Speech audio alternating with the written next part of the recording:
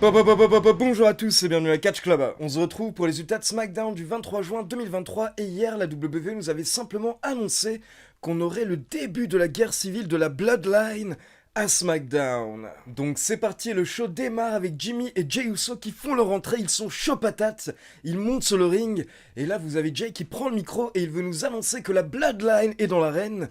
Mais là, Jimmy l'arrête et Jimmy lui rappelle que dorénavant, ils ne sont plus membres de la Bloodline, mais ils sont simplement les Usos. Et donc les Usos nous disent qu'ils vont bien, mais tout de même ils ne sont pas à 100% au niveau moral, car bientôt ils vont devoir se battre contre des membres de leur famille, car pour rappel, c'est confirmé, lors du prochain PLE Money in the Bank le 1er juillet, nous aurons Roman Reigns et Solo Sikoa contre Jimmy et Jey Uso. Mais les Usos nous disent que ça ne devrait pas se passer comme ça car normalement, les familles sont censées s'entraider et se tirer vers le haut. Et attention, là les Usos nous disent quelque chose de très important, donc déjà ils disent que tous les deux ils s'aiment, mais ils précisent également qu'ils aiment toujours leur cousin Roman Reigns et qu'ils peuvent le pardonner. Mais par contre, ces dernières semaines, Roman Reigns leur a clairement manqué de respect. Les Usos expliquent que Roman Reigns les a traités comme de la merde et ils n'en pouvaient plus, ils ne pouvaient pas accepter ça. Et Jey nous rappelle que quand la Bloodline ont travaillé ensemble, ils ont totalement dominé toute la WWE, mais les Usos en veulent à des forces extérieures qui ont potentiellement foutu la merde au sein de la Bloodline, notamment Paul Heyman. Et donc les Usos terminent en nous disant qu'il y aura une guerre civile de la Bloodline à Londres à Money in the Bank. Mais les Usos sont la meilleure équipe de tous les temps, donc forcément, ils vont s'occuper de Roman Reigns et de Solo Sikoa et les envoyer directement au Uso Penitentiary. Et donc perso, j'ai bien aimé ce speech des Usos et en particulier le moment où ils ont dit qu'ils aiment toujours Roman Reigns et qu'ils pourraient potentiellement le pardonner. Car comme je vous l'ai expliqué il y a quelques semaines dans plusieurs vidéos, selon moi, dans quelques mois, une fois que la storyline de la Bloodline sera terminée, Roman Reigns reviendra en tant que face, et pourquoi pas une réunion à ce moment-là en tant que face avec les Usos.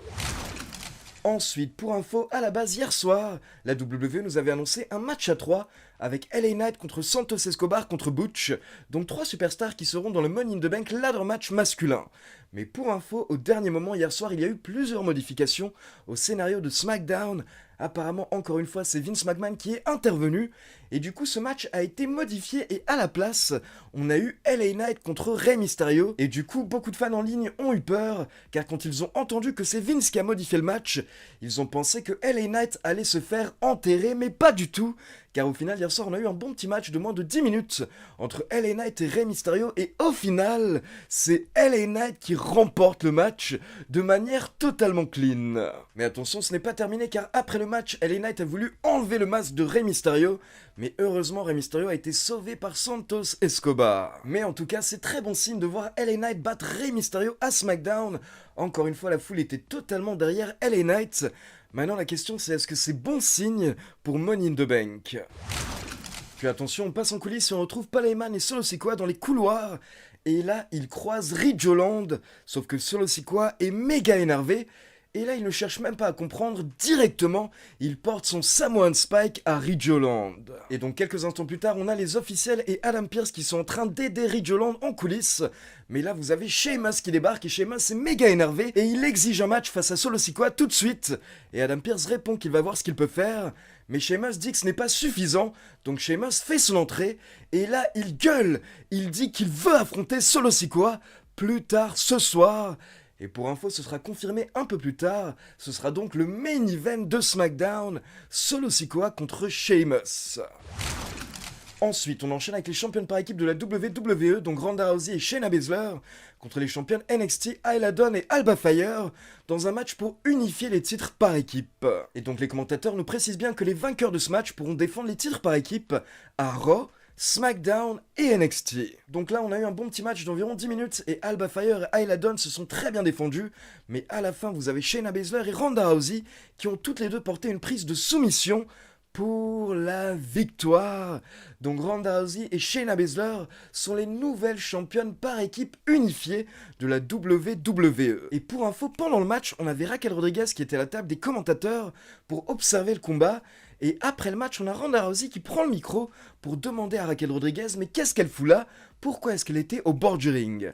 Et donc là, Raquel Rodriguez monte au bord du ring et elle explique qu'elle est là parce qu'elle veut un rematch, car elles n'ont jamais perdu les titres par équipe. Mais du coup, là, on a Ronda Rousey qui se moque un petit peu de Raquel Rodriguez en disant « Ok, mais là, tu es toute seule, donc qui sera ta partenaire si on accepte ?»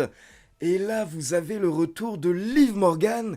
Liv Morgan qui était justement la coéquipière de Raquel Rodriguez il y a quelques semaines. Et à la base, elles étaient championnes par équipe du roster principal. Mais elles avaient dû rendre les titres par équipe vacants. Car Liv Morgan s'était blessée à l'épaule. Mais donc c'est bon, Liv Morgan est de retour et elle nous montre son épaule. Pour nous dire que clairement c'est bon, elle va mieux, elle est rétablie.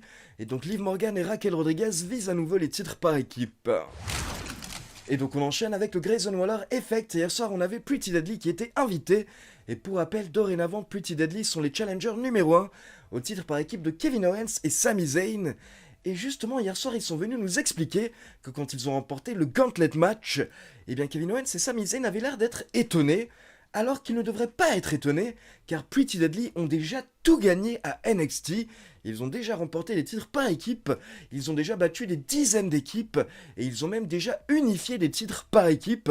Donc clairement, ils ont un énorme CV. Et ensuite, on a Pretty Deadly qui se vante d'avoir battu tellement d'équipes la semaine dernière lors du Gauntlet match, notamment Hydro, The OC, les Brawling Brutes, et là ils allaient citer les Street Profits, mais à la place, les Street Profits ont fait leur entrée, ils veulent de smoke, et donc on enchaîne avec les Street Profits contre Pretty Deadly. Et donc là on a eu un bon match d'environ 10 minutes, et beaucoup de personnes espéraient que les Street Profits se relancent, vu que la semaine dernière ils avaient été éliminés méga rapidement dans le Gauntlet match, mais encore une fois cette semaine à la fin ils se sont fait avoir par Pretty Deadly, et donc à la fin vous avez Kit Wilson qui s'est débarrassé de Montez Ford, et pendant ce temps, Elton Prince effectue le tombé sur Angelo Dawkins, et Kit Wilson vient l'aider, donc ils ont clairement triché, ils ont plus ou moins effectué le tombé à deux pour la victoire. Donc grosse victoire encore une fois de Pretty Deadly hier soir, et l'équipe est clairement méga pushée depuis qu'elle est passée dans le roster principal. Mais du coup en face ça commence à faire pas mal de défaites pour les Street Profits, et je rappelle que d'après les rumeurs on pourrait bientôt avoir un heel turn pour les Street Profits, et potentiellement également pour Bianca Belair, donc affaire à suivre. Ensuite, on enchaîne avec Charlotte Flair qui a assez rapidement battu Lacey Evans en moins de 3 minutes avec son figure 8, mais à la fin du match, on a Asuka qui vient attaquer Charlotte Flair, car pour rappel, les deux catcheuses vont s'affronter la semaine prochaine lors du SmackDown qui aura lieu à Londres la veille de Money in the Bank. Et juste une petite remarque par rapport à Lacey Evans au passage, parce que je suis obligé. C'est catastrophique. Il y a rien de bien, il y a rien à garder. Là, actuellement, son personnage actuel, c'est zéro. Puis attention, on passe en coulisses dans le bureau de Adam Pearce qui va discuter avec Bianca Belair. Et pour rappel, Bianca Belair a annoncé qu'elle sera présente à Londres la semaine prochaine à SmackDown et qu'elle sera au bord du ring pendant le match entre Asuka et Charlotte Flair. Donc là, Adam Pearce la prévient qu'au final, il a pris une décision et Bianca Belair est bannie des abords du ring pendant le match entre Asuka et Charlotte Flair, parce que selon Adam Pearce, c'est trop risqué, parce que Charlotte Flair ou Asuka pourraient tenter de provoquer Bianca Belair pendant le match, et du coup si Bianca Belair intervient alors ça gâcherait totalement le match. Donc Adam Pearce explique qu'il est obligé de prendre cette décision, mais derrière il demande à Bianca Belair de lui faire confiance, et il lui assure que après ce match, elle sera la prochaine à avoir une opportunité pour le titre féminin. Mais là, Bianca Belair regarde Adam Pearce et elle est saoulée. Elle dit que la dernière fois, elle a tenté de faire confiance à Adam Pearce et au final, elle s'est faite avoir. Charlotte Flair lui a volé sa place. Donc clairement, Bianca Belair ne fait plus confiance à Adam Pearce et Bianca Belair était saoulée à la fin du segment. Et donc on passe au main event avec Solo Sikoa accompagné par Paul Heyman contre Sheamus. On s'attendait à un gros match bien stiff, bien violent, et c'est exactement ce qu'on a eu. 15 minutes bien intenses, et à la fin du match, on a les deux superstars qui sont à l'extérieur du ring, et Sheamus est KO contre les barrières de sécurité, et là on a Solo Sikoa qui prend de l'élan, et d'un coup il court, il fonce sur Sheamus, et il se jette sur lui avec un énorme hip attack qui fait passer Sheamus à travers les barrières de sécurité qui explosent. Et donc là nous avons l'arbitre Jessica Carr qui est obligée d'intervenir car elle voit que Sheamus est quasiment KO. Donc au final elle arrête le match et c'est Solo Sikoa qui remporte le match par arrêt de l'arbitre. Et donc là nous avons des arbitres et des officiels qui viennent tenter d'aider Sheamus, mais Solo Sikoa n'a pas fini, donc il commence à attaquer les officiels car apparemment il veut s'acharner sur Sheamus. Mais d'un coup vous avez le thème des Usos qui retentit car pour rappel nous sommes en pleine guerre civile et donc les Usos font leur entrée pour attaquer Solo Sikoa. Nous avons une bagarre qui éclate dans le ring et là on a les Usos qui portent un super kick puis un double super kick à leur petit frère Solo Sikoa. Et derrière on pense que les Usos vont quitter le ring, mais d'un coup ils s'arrêtent, ils changent d'avis, ils reviennent pour porter un autre double super kick à Solo Sikoa et ensuite ils montent sur la troisième corde pour effectuer le Uso Splash. Donc hier soir, dans cette première étape de la guerre civile de la Bloodline, ce sont clairement les Usos qui ont pris l'avantage. Mais pour info, donc la guerre civile va continuer la semaine prochaine à SmackDown.